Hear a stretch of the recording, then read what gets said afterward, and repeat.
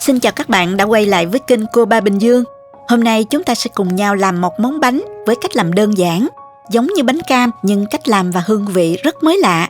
Dụng cụ chỉ cần một chai nhựa rỗng như thế này. Mình sẽ làm ra được những cái bánh tròn xinh xắn, bề ngoài bóng bẩy, màu cam bắt mắt, bánh giòn, vị ngọt thanh, thơm hương chanh tự nhiên, bánh thấm mật đường nhưng vẫn giữ được độ giòn rất lâu. Dùng làm món ăn vặt hay tráng miệng sau bữa ăn rất ngon luôn. Nào chúng ta cùng vào bếp nha. Mời các bạn tham khảo thành phần nguyên liệu và liều lượng trước khi bắt đầu làm nha.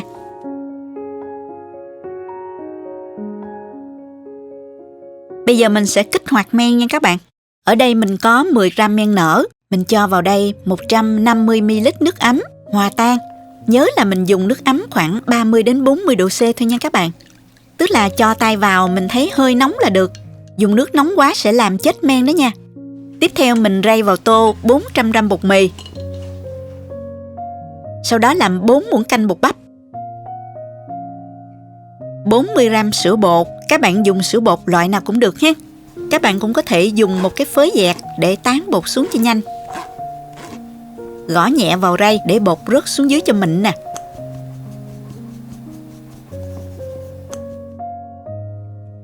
Bây giờ mình cho thêm vào đây 1 muỗng cà phê bột nở, nửa muỗng cà phê muối, 1 muỗng canh đường và dùng phới trộn đều lên. Tiếp theo mình cho men nở đã hòa tan lúc nãy vào luôn. Thêm 3 muỗng canh dầu ăn. Trộn đều tất cả lên.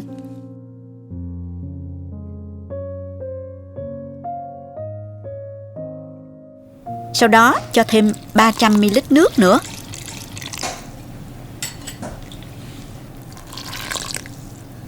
Trộn kỹ và đều cho bột mịn nha.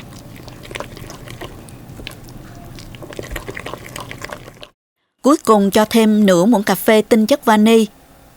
Các bạn cũng có thể rửa tay sạch, dùng tay nhào bột mịn cho dễ ha. Bây giờ chúng ta đã có một hỗn hợp lỏng như vậy.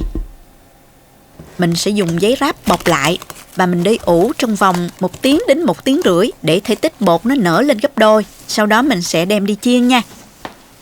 Trong lúc chờ đợi thì mình sẽ nấu nước siro đường để lát nữa mình áo bánh. Cho vào nồi 600 gram đường cát. Các bạn có thể sử dụng đường nâu sẽ cho màu đậm hơn. Cho thêm 300ml nước.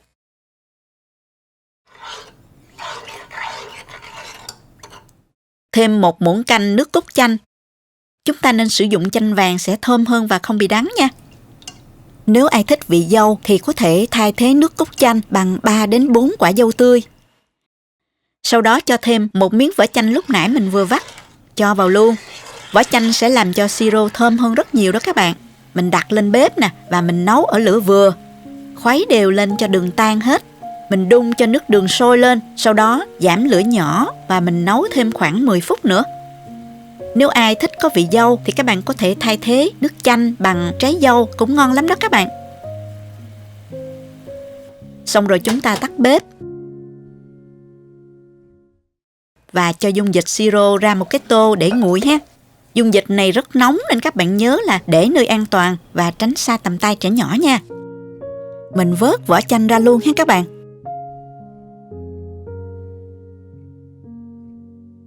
Bột của mình đã ủ xong rồi. Bây giờ thì mình mở nó ra nè. Các bạn nhìn thấy bọt khí rất là nhiều và bột đã nở lên rất cao nè các bạn. Mình sẽ trộn bột đều lại cho bột mịn. Bột xẹp bớt những bọt khí này nha. Tiếp theo mình chuẩn bị một cái chai rỗng nè. Chai nước suối khoảng nửa lít. Mình dùng tua vít hơi nóng rồi đục một cái lỗ to bằng tầm miệng chai nha. Giống như vậy nè các bạn. Bây giờ mình dùng một cái muỗng múc bột và khéo léo để bột chảy thành từng dây vào cổ chai nha. Bột nó đi thành dây như thế này. Khéo một chút thì mình cho vào chai cũng nhanh lắm.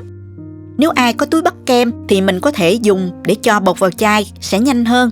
Tuy nhiên chúng ta không dùng trực tiếp túi bắt kem để làm được vì nó không có độ hút ngược lại như chai nước. Bột sẽ bị trôi tuột ra luôn, không kiểm soát được đó các bạn. Lưu ý là mình sẽ cho bột khoảng 2/3 chai thôi nha, vì bột sẽ vẫn nở lên trong quá trình chiên. Nếu đầy quá thì bột bị trào ra ngoài nha các bạn. Sau khi cho bột vào rồi thì mình sẽ đóng nắp chai lại nè. Bây giờ mình sẽ chuẩn bị dầu ăn để chiên ha.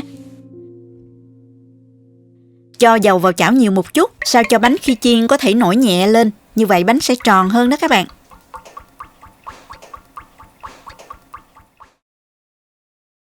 Mở lửa lớn và đợi cho dầu nóng.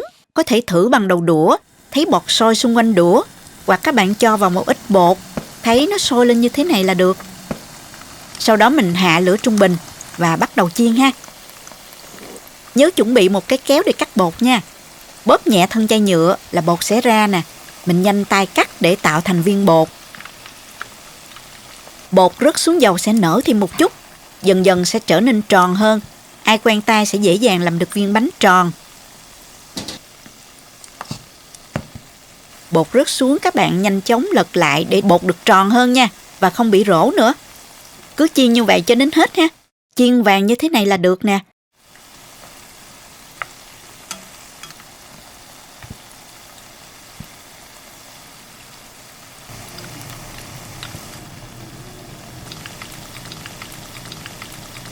Các bạn vớt ra khay và để nguội.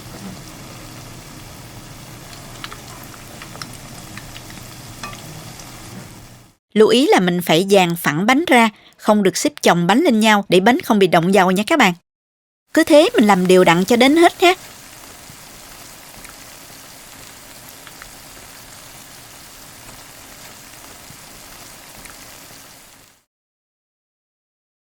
Sau khi bánh nguội, mình sẽ chiên thêm lần thứ hai để bánh giòn hơn nha.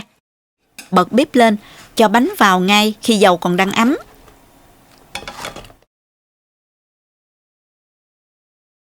Cho những chiếc bánh còn lại chiên vàng cho tới hết, sau đó áo siro nữa là xong rồi nè các bạn. Chiên ở lửa trung bình lớn để bánh có vỏ ngoài vàng đều như thế này, rồi mình vớt ra ha. Mình vớt bánh ra và để cho ráo dầu.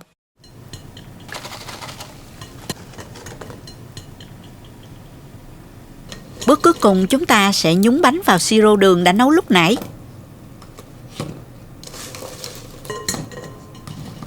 Đảo đều để bảo đảm là tất cả những miếng bánh đều thấm đủ đường.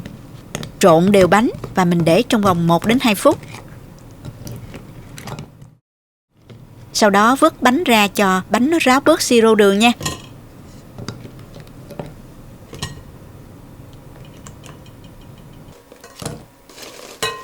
Chúng ta áo đường hết số bánh còn lại là hoàn thành rồi.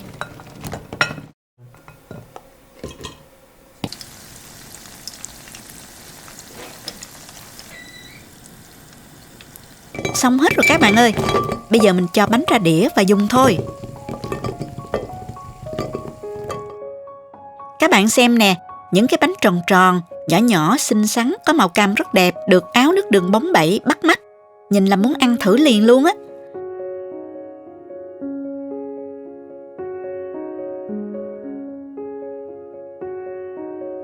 Mình thử một cái nha, mời các bạn.